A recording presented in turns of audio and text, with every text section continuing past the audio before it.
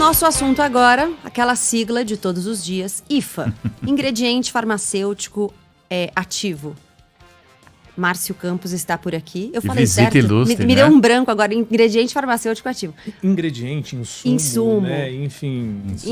É o que precisa para fazer a vacina, né, Márcio? A gente está desesperado para ter, né? É Márcio Campos, seja precisa. muito bem-vindo. Oi, Gabriela Coutinho, boa tarde para todo mundo. É sempre uma alegria estar com vocês aqui na Band News FM. Pois é, hoje a minha reportagem para o Jornal da Band, né, fala sobre isso, mas é um assunto tão complexo assim, porque todo mundo hoje está dando conta, né, tentando entender o que é o IFA, né? O IFA é o insumo farmacêutico ativo, né? Então, o IFA, ele é exatamente aquela substância que vai fazer com que o seu organismo reaja àquilo que está te agredindo.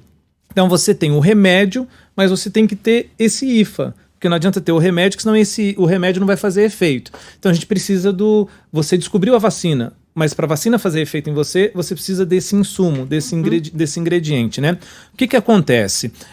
Até a década de 80, 90, o Brasil, Coutinho, produzia 55% de IFAs. A gente tinha capacidade de produzir no Brasil, a indústria farmacêutica brasileira dava conta de produzir 55% daquilo que a gente precisava para fazer os nossos medicamentos.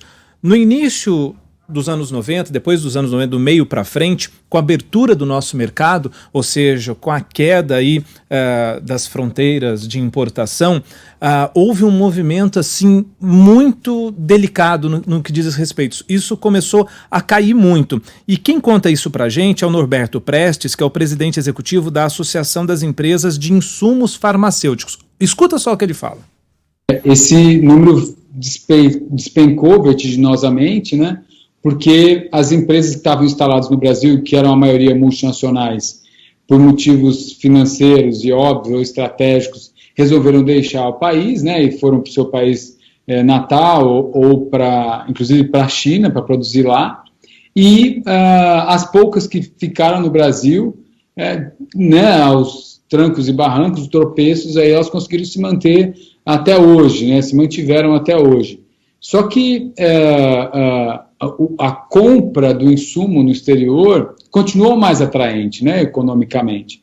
Houve uma falta de planejamento nesse momento de abertura de mercado, definição das prioridades, o que permaneceria no país, o que seria estratégico permanecer ou não. Então, acho que não teve essa discussão, ou o que se teve não foi o suficiente, e teve e não foi ouvido, né?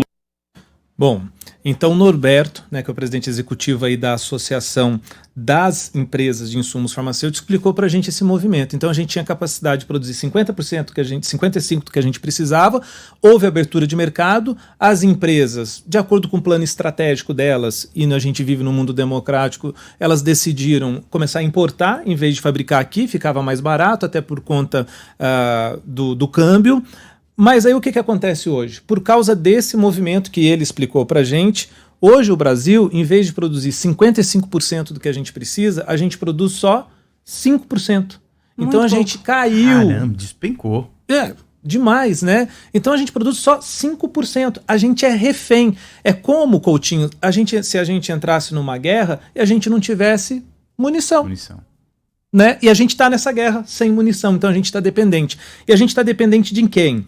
Quase 74% dos insumos que o Brasil importa, 47 são da China e 27 da Índia. Então nós estamos amarrados com a China e com a Índia no que diz respeito a insumos necessários para fabricar medicamentos. Não é só vacina, né? É vacina, é remédio, é para tudo. Para tudo precisa desse insumo, né, desse IFA, que é o insumo farmacêutico ativo, para que o nosso organismo possa usar o remédio que a gente precisa. Mas, como em todo túnel tem uma luz no fundo, não é isso?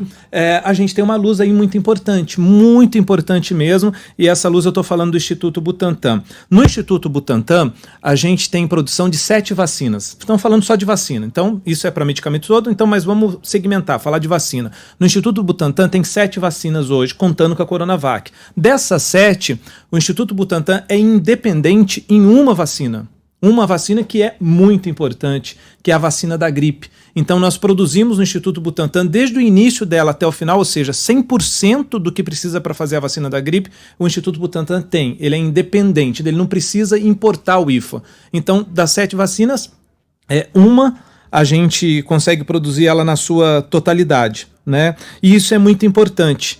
E por que é muito importante? Aí quem vai explicar para a gente por que é muito importante isso é o Tiago Roca, que é o gerente de parcerias estratégicas e novos negócios do Butantan. Tanto que nós sempre participamos dos exercícios da Organização Mundial da Saúde de preparação para respostas de pandemia. E hoje a gente tem a maior fábrica de IFA para gripe do hemisfério sul. Então, nesse aspecto, não só o Butantan, mas o Brasil ele está bem equipado para uma resposta a uma potencial pandemia. A gente não sabe quando vai ter uma nova pandemia de gripe. A gente teve em 2009, 2010 a gripe suína e hoje, se tivesse de novo, nós estaremos já preparados para produzir em escala industrial e inclusive até exportar.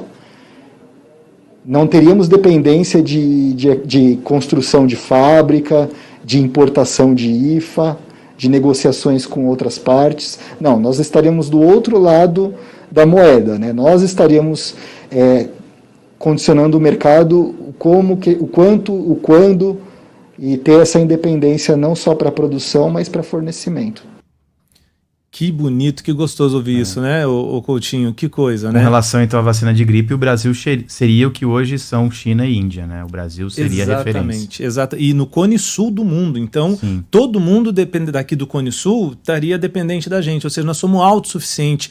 Então, para você ver a diferença que é o planejamento, né? Aquilo que se abriu mão no passado, na década de 90, né? O que a gente tinha em 80 e 90, o que aconteceu com a gente nos anos 2000, quase 30 anos depois, olha onde nós viemos parar. Agora, sempre tem a luz, né? E hoje a gente é autossuficiente aí na questão da produção da vacina da gripe, no que diz respeito ao Butantan, e isso sem contar na Fiocruz, lá no Rio de Janeiro. Então, nós temos 2 institutos importantíssimos, 2 fábricas de vacinas que são públicas, que são nossas, do povo brasileiro, né? Agora, a Coronavac caminha para isso. O que acontece? O Butantan tinha um prédio que já estava preparado lá, estava sendo construído para um outro objetivo. Esse prédio está sendo todo remodelado nesse momento para receber a fábrica da Coronavac. Então, a parceria que existe entre o Butantan e a Sinovac, que é a empresa francesa, ela existe... chinesa, a francesa é a da gripe, né? Sanofi. Da Sanofi. Então, acabei me confundindo. Mas a Sinovac, que é a empresa chinesa, no contrato permite essa troca de tecnologia. Então, o Brasil, o Butantan, vai ter o IFA.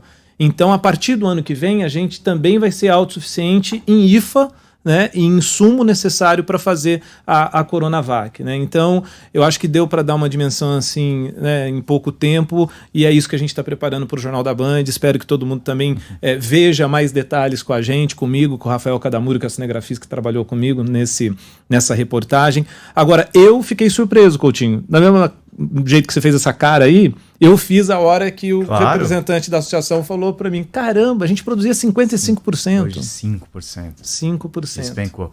Então, 7h20, transmissão simultânea aqui da Band News FM. Não perca a reportagem completa com o Márcio Campos no Jornal da Band. Obrigado, Márcio, bom trabalho e parabéns pelo seu trabalho. E como tem aquela velha máxima, ninguém faz nada sozinho, né? Deixa eu agradecer a Júlia, a produtora da Band News FM, né? Tá ali, ó, toda desesperada. Ela que me ajudou a colocar rápido essas entrevistas aqui pra gente fazer essa participação muito legal. Sensacional. E quem ganha com isso é o nosso sempre, ouvinte. Especialmente com boas notícias, viu? Estou sempre à disposição. Portas abertas. É uma alegria estar na Band News FM, gente. Um abraço pra todo mundo. Valeu. 3h19, horário de Brasília.